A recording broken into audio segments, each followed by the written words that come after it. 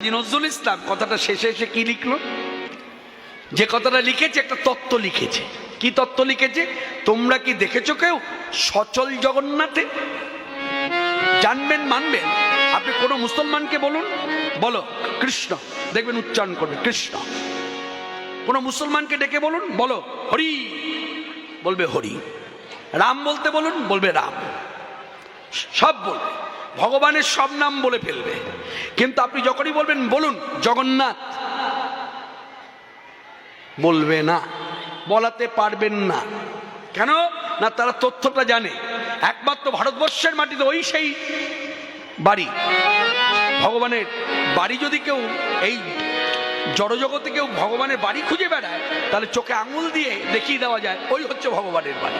যে বাড়ি থেকে ভগবান বৎসরে একবার বেরিয়ে আসে, সেটা হলো পুরীর মন্দির। তো জানবেন পুরীর মন্দিরে